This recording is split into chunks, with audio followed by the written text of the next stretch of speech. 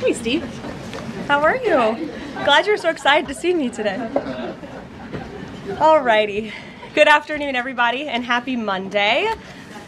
Let's get to it, and we'll begin with a few scheduling announcements today.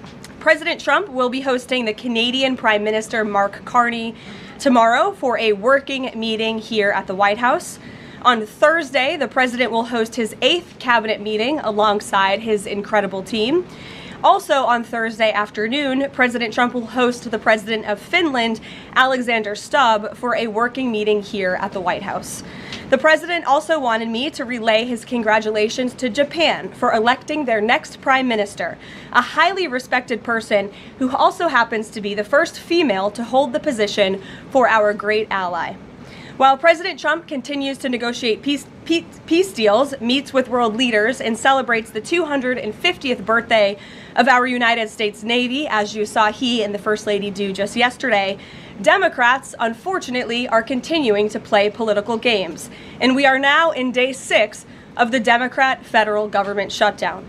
Millions of American federal workers are under enormous financial stress as a result, wondering how they will pay their bills and take care of their families.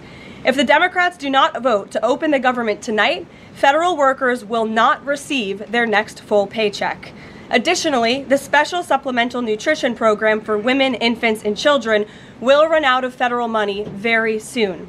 This program provides vouchers to buy infant formula, fresh fruits and vegetables, and other healthy foods for low-income families.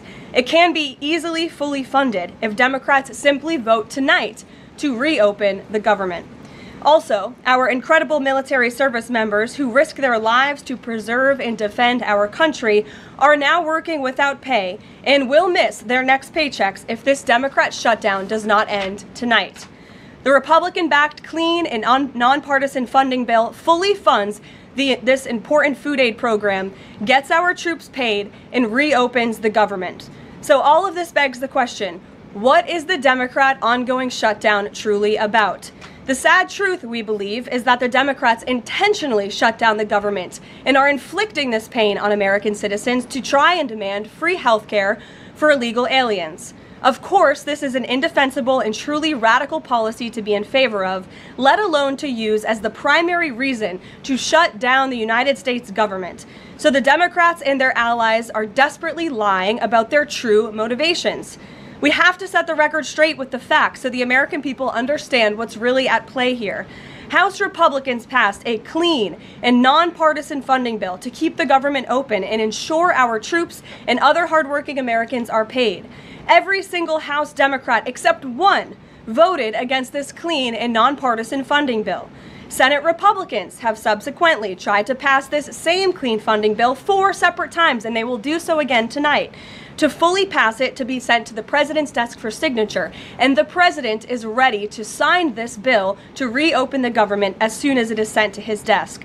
Yet every single Senate Democrat except 3 have voted against this clean and nonpartisan funding bill. The Democrats' current position is that the only way the American government can reopen is if illegal aliens can get free health care. Don't take my word for it, just look at what's inside of the Democrats' proposal to reopen the government.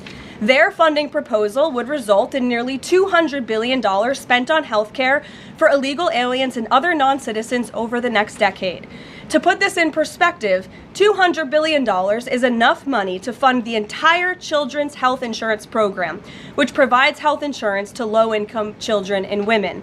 Under the Democrats' proposal, the millions of illegal aliens who improperly were granted asylum and paroled under the Biden administration would once again be allowed to receive Medicaid benefits. It does not end there. The Democrat proposal would also require Medicaid to pay more for emergency care provided to illegal aliens than it does for American patients who are disabled, elderly, or children.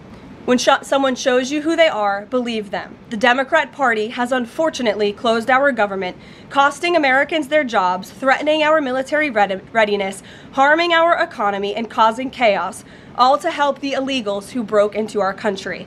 Instead of holding illegal aliens accountable and removing them from our country, which is what this administration is trying to do every day, the Democrats want to give them the free benefits paid for by the American taxpayer. Democrats in 2025 are for illegal aliens first and Americans last. This is the reality we are unfortunately facing right now in Washington, D.C. President Trump and Republicans will not give in to these radical demands. The President and Republicans have a sacred responsibility to serve and protect the interests of their constituents, the American people. That's why we are backing a clean and nonpartisan funding bill with no strings attached to reopen the government. Democrats should do what they did 13 separate times under Joe Biden and vote for this exact same type of funding bill. Now the Senate will vote tonight for the 5th time to reopen the government on the 6th day of this shutdown. All we need are an additional 5 Democrat senators to end this madness and vote for the clean funding bill to reopen the government. If you are an American watching at home right now, call your Democrat senators and tell them to do the right thing and end this shutdown. With that, I will take your questions. Here in our new media seat today, we have Elizabeth Mitchell from the Daily Signal. Elizabeth, thanks for being here, and please kick us off. Thank you for having me. I have 2 questions. First, President Trump told reporters yesterday that firings of federal employees are taking place right now. In which departments have people already been fired from their federal jobs due to the shutdown? The president was referring to the hundreds of thousands of federal workers who have been furloughed as a result of this federal government shutdown, both here at the White House and across the entire federal government, at agencies across the board. There are federal workers who are staying home. Many of them work in the White House. You know them. Some of them sit just behind me at those desks. They are unable to show up to work right now because the Democrats chose to shut the government down. And so we're already, unfortunately, seeing the consequence of this. And then, of course, the Office of Management and Budget is continuing to work with agencies on who, unfortunately, is going to have to be laid off if this shutdown continues. And Secretary Robert F. Kennedy Jr. said the FDA was required by federal law to approve the new abortion pill last week.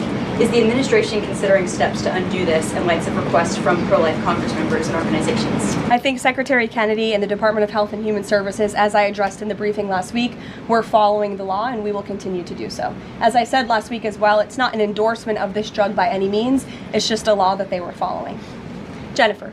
We heard you say that you want people to call their Democratic senators. Is the president calling Democratic senators himself? Can you say what he's doing today to resolve the shutdown? Yep, I was just in the Oval Office. He was on the phone with Speaker Johnson. He's also spoken with the Senate Majority Leader, who are in touch with, of course, moderate Democrats and Democrats across the board, who we understand hopefully want to do the right thing by their constituents to reopen the government. So the president is being kept very well apprised of the ongoing shutdown on Capitol Hill. And of course, his position is very clear. There's nothing to negotiate, just reopen the government, and then we can talk about all the important issues facing our country. So he hasn't called specific members of Congress? Not to my knowledge, no.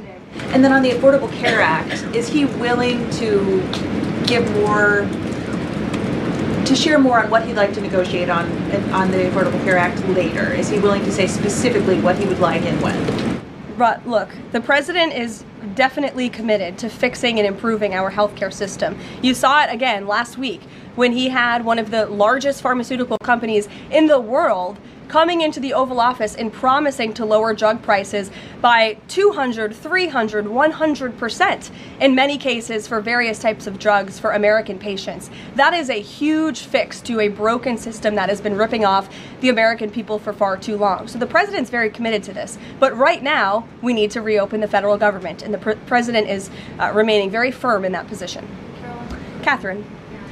If the vote fails in the Senate today to reopen the government, would that trigger layoffs? Look, again, we hope that the vote will not fail because this administration wants to reopen the government. We don't want to see people laid off. But unfortunately, if this shutdown continues, layoffs are going to be an unfortunate consequence of that. Is there a timing for when that would happen? Well, look, we'll see how the vote goes tonight. And can you confirm, is the White House floating a proposal to cap Obamacare subsidies by denying them to new enrollees? I have not seen a proposal like that.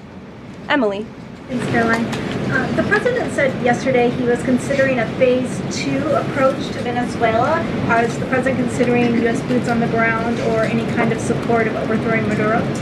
I won't get into any specific proposals that are being considered by the president and his national security team, but I think we've been pretty transparent and clear in the administration's view of the illegitimate Maduro regime, and the president has taken very unprecedented, tough action to end the illegal trafficking of illicit drugs into our country from Maduro's illegitimate regime. Caroline. Danny, go ahead. Thanks, Caroline. The French government has collapsed again for the fourth time in a year. And I was just wondering if there's any concern in the White House about the kind of ongoing political crisis there. Any thought about whether the President Trump's good friend, President Macron, should either call elections or even resign over that? Well, I can tell you the White House and the National Security Council are very much aware of this situation, but I think it would be imprudent of me to weigh in on French internal politics from the podium, so I will reserve comment on that. Behind you, yes.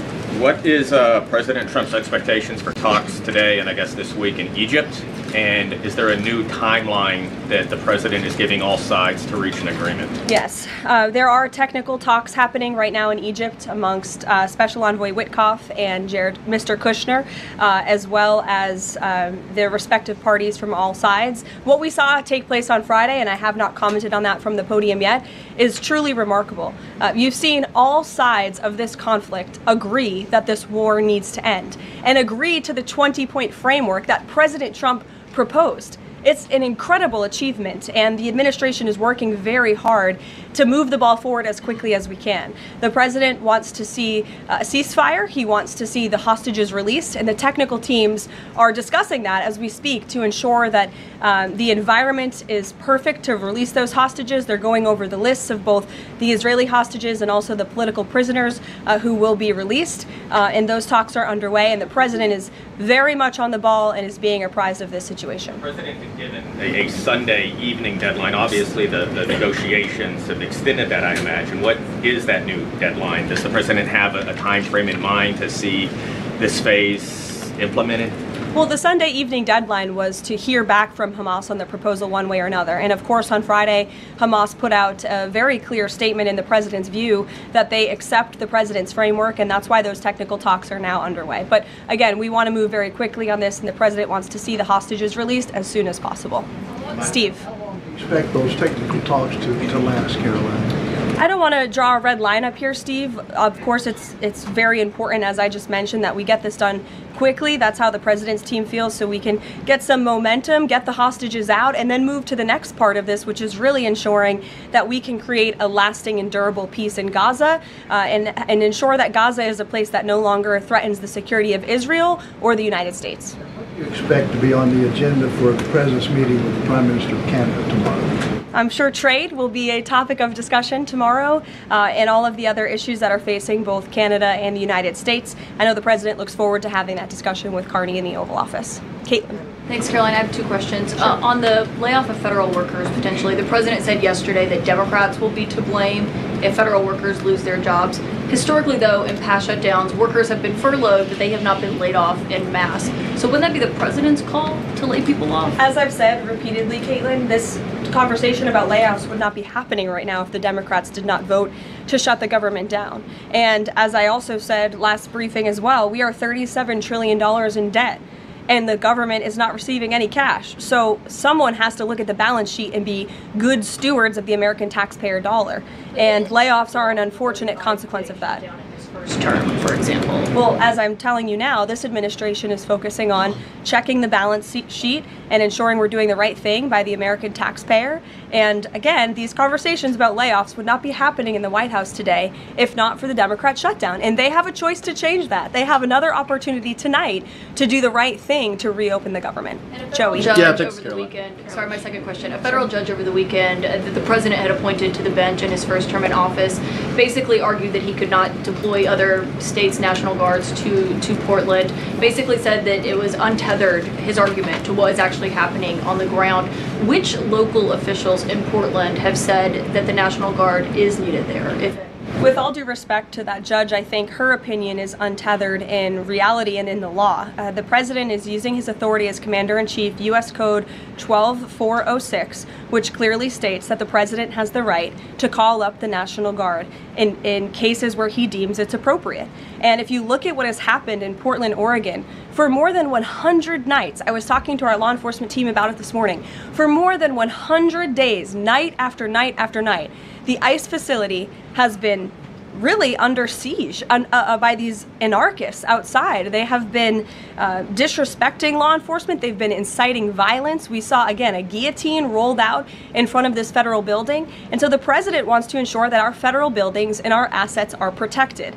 And that's exactly what he's trying to do. And ultimately, in the case in Los Angeles, that judge ruled in the Ninth Circuit, that panel of judges ruled that those troops could remain and that the president was well within his authority to do so. So we are appealing that decision. As you know, we expect a hearing on it pretty quickly, and we're very confident in the president's legal authority to do this, and we're very confident we will win on the merits of the law. But no local officials that you can point to that have said we need the National Guard? Because I spoke to the police chief of Portland last week. He said that the president's claims just don't match up with what's happening on the ground. I would encourage you as a reporter to go on the ground and to take a look at it for yourself, because there's been many members of the press, not press in this room, but independent journalists, some of whom we'll be inviting to the White House very soon to share their stories, because they have been in the middle of these riots and they have witnessed the anarchy that is taking place night after night. It's on video. You should play it on your show. You have a great opportunity on prime time on CNN to show your audience. Yeah, but you're probably talking to partisan Democrat officials who are opposed to everything this president does.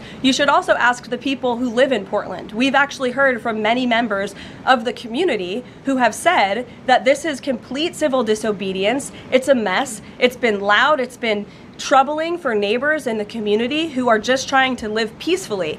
And these people are not there to peacefully protest. They are there to cause mayhem and havoc. Yeah, Caroline. Stephen, go ahead. Thank you, Caroline. Two questions. First, do you have a reaction to reports that thousands of Cuban troops are deployed alongside Russia fighting in Ukraine? And on a very different matter, the president last week floated in an interview with our colleague Daniel from One America a rebate for tariffs of up to $2,000 per person. Is that plan contingent on the Supreme Court's upcoming ruling on the legality of the tariffs? And is the White House preparing for legislation to make that happen? Sure. On the first point, I have not seen that report, Stephen, but I'll check in with our national security team after this and we'll get you an update. To your second point about the tariff rebates, I think it's an idea that the president has discussed and floated with his team of advisors, but no decision has been firmly made at this point in time. Why don't we go to the back? Owen. Good afternoon. Good afternoon. A few days ago, President Trump demanded Jay Jones of Virginia get out of the race for condoning political violence in a text message against a Republican politician a few years ago. He hasn't left the race. He hasn't dropped out. What's the president's reaction? Well, as you know, I'm not at liberty to discuss political races from the podium. I think the president himself made his position very clear, and I think anyone could agree the messages that were sent by this Democrat nominee for Attorney General in Virginia are really shocking, alarming, and completely unacceptable. He was threatening to kill his opponent and his opponent's children, and that type of rhetoric has zero place in our country, and the president was absolutely right to condemn that. One more, please. Sure, go ahead. Thank you. The Democrats have questioned and scrutinized the president's comments about using potentially the military, American cities, as training grounds for the military. And when you look at Portland, Chicago, local and state officials say that their local law enforcement is able to handle the situations, these protests on the ground. The president says that Portland is burning, using that as justification for the National Guard in Portland. But when you look here in Washington, D.C., the president just last week said it is now a completely safe city, and there are still National Guard members on the streets that are not involved in ICE activities. Can you provide the justification for the White House here in Washington, D.C., why the National Guard members continue to be out on the streets? Because Washington, D.C. has invited the National Guard here. Why? Because the mayor is doing the right thing, unlike mayors in other cities like Portland, as Caitlin and others have pointed out, who refuse to see that there are positive results from when local law enforcement works with federal law enforcement to do the right thing on behalf of their citizens. And Washington, D.C. is no doubt a safer city right now today than it was a few months ago when President Trump started this initiative to make D.C. safe again. And the National Guard is still here because the president and the mayor agree that it's a good thing for the city. Just like you're seeing in Memphis, for instance. We'll have National Guard deployed to Memphis. We have federal agents who are on the ground working with state and local law enforcement. enforcement. The state police in Tennessee are part of this effort. The local metropolitan police in Memphis are part of this effort. State and local law enforcement and federal law enforcement should be working together. And it's a shame that we see in some cities across the country that their mayors are just simply refusing to cooperate because they don't like Donald Trump. And that's what this boils down to. And I don't think any American would disagree that Chicago needs more law enforcement reinforcements, that they need more resources. Look at this headline from over the weekend. At least 30 people shot during the weekend in Democrat-run Chicago. 5 of them were killed in one weekend. This is completely unacceptable, and the president wants to make American cities safer, and he's willing to work with anyone to do it. If the courts allow you to ultimately send in the National Guard into Chicago and Portland, do Democrats not have reason to be concerned that there are long-term plans by this administration to keep U.S. military or the National Guard in American cities, like what we're seeing here in Washington? Why should they be concerned about the federal government offering help to make their cities a safer place? They should be concerned about this. They should be concerned about the fact that people in their cities right now are being gunned down every single night, and the president, all he's trying to do is fix it. And there has been a complete smear campaign by the Democrats and the media, quite frankly. I was reading Political Playbook this morning, one of the most inside the Beltway newsletters you can find. And you guys are framing this like the president wants to take over the American cities with the military. The president wants to help these local leaders who have been completely ineffective in securing their own cities. And we have already seen there's a positive formula for that. Look at Washington, D.C. The murder rate has declined significantly. Our streets are safer. People who live here feel safer. All of you in this room, I know you do, you just won't admit it. And it's a proven system that works, and the president wants to make America's cities safe again. And I don't think there's anything wrong with that. Michael. Thank you, Caroline. 2 questions, if I may. Because the mayor wants them. Michael. These talks in Egypt, if Hamas does agree to relinquish power and give it up, cede power to this transitional technocratic government, if that does happen, would the Trump administration then recognize a Palestinian state? Look, I don't want to get ahead of the technical talks right now, Michael. They're extremely sensitive.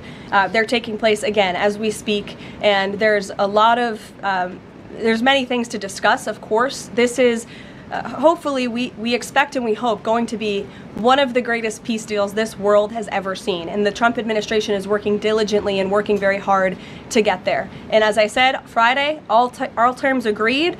We have the Arab countries who are working with us. Of course, Israel has been incredible in cooperating with the president's plan and agreeing to it. And we're very hopeful, and we expect that to continue. You tweeted about this over the weekend. Thank you. I was going to you in the blue shirt and tie. Thank you, yes, Caroline. You're welcome. The Daily Mail. Today, the Supreme Court declined to hear Ghislaine Maxwell's appeal. Will Trump rule out granting her clemency? Is that something the White House is considering? It's not something I've heard discussed. And we don't comment on clemency requests that may or may not have been made, but I'm certainly not tracking that one at this point in time. Caroline. Jordan, go ahead. Thank you, Caroline. So we're talking about these radical groups in Portland and Chicago. I know the president has spoken about potentially going after George Soros with RICO charges and for funding all of this violence. Has there been any update on that? And also, is the administration looking into the other nonprofits, maybe taking away their 501c3 status for funding this violence? And one more question. Sure. The financial backing of these groups, particularly Antifa, is certainly something the administration is looking into aggressively. And the federal government has never really been mobilized or tasked with doing that.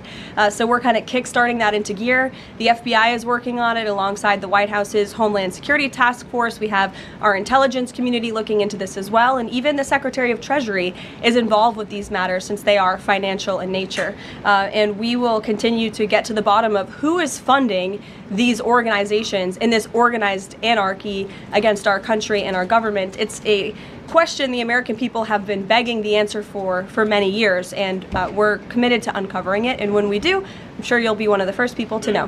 Separately, Caroline. Thank you. So Gaza, under the president's plan, is going to be governed by a transitional governance of a technocratic, apolitical Palestinian committee made up of qualified Palestinians and international experts.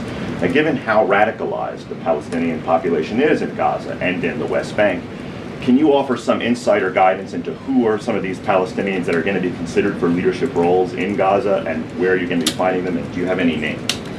We're not quite there yet, Jonathan.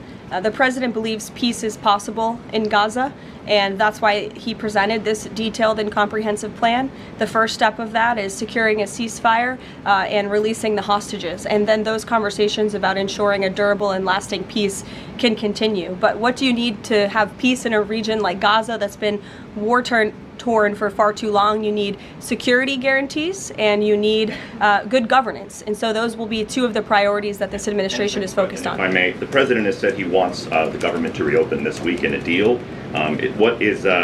What's going to happen by the end of the week if there's no deal? What's the White House prepared to do? With no deal with what? To reopen the government. Look, as I said, unfortunately, there's going to be a lot of pain inflicted. There already is on the American public, on our troops who are not being paid, again, on women and young children who depend on critical food assistance. We hate to see this. And in fact, the Office of Management and Budget is trying to do everything they can to find funds to get out the door for these vulnerable populations in our country. Again, we shouldn't be having to do that. The Democrats have a chance to change course tonight. I believe the vote's taking place at 6:30, and we urge Democrat senators to vote to reopen the government and to do the right thing. Thanks, guys.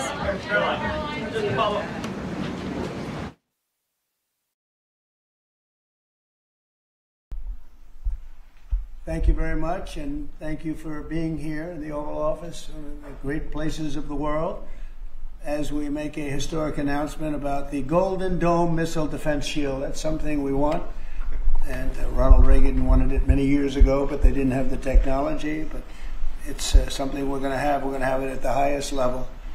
I want to thank Secretary Hegseth, who's been fantastic, and Secretary Rubio, and Space Force Vice Chief of Space Operations, General Mike Gutlein. I also want to recognize Senators Dan Sullivan, Kevin Cramer, and Jim Banks, fantastic senators, great talents, great political talents, and people that love our country. In the campaign, I promised the American people that I would build a cutting-edge missile defense shield to protect our homeland from the threat of foreign missile attack. And that's what we're doing. Today, I'm pleased to announce that we have officially selected an architecture for this state-of-the-art system that will deploy next-generation technologies across the land, sea, and space, including space-based sensors and interceptors. And Canada has called us, and they want to be a part of it. So we'll be talking to them. They want to have protection also. So as usual, we help Canada do the best we can.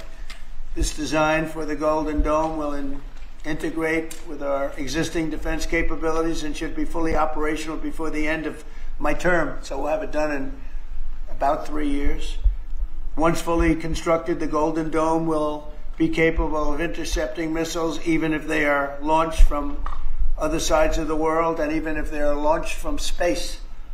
And we will have the best system ever built. As you know, we helped Israel with theirs, and it was very successful, and now we have technology that's even far advanced from that, but including hypersonic missiles, ballistic missiles, and advanced cruise missiles. All of them will be knocked out of the air. We will truly be completing the job that President Reagan started 40 years ago, forever ending the missile threat to the American homeland, and the success rate is very close to 100%, which is incredible when you think of it. You're shooting bullets out of the air. I'm also pleased to report that the One Big Beautiful Bill will include $25 billion for the Golden Dome to help construction get underway. That's the initial sort of a down deposit. And we have probably, you're talking about, General, we're talking about $175 billion total cost of this when it's completed. This afternoon, I'm also announcing that I will appoint, very importantly, General Gutlein to lead the ambitious new effort as the direct reporting program manager for the Golden Dome. A very talented man, and I'm very honored to have been the one that helped or really created Space Force. Space Force has turned out to be a tremendous success. We were third in space, and now we're number one in space by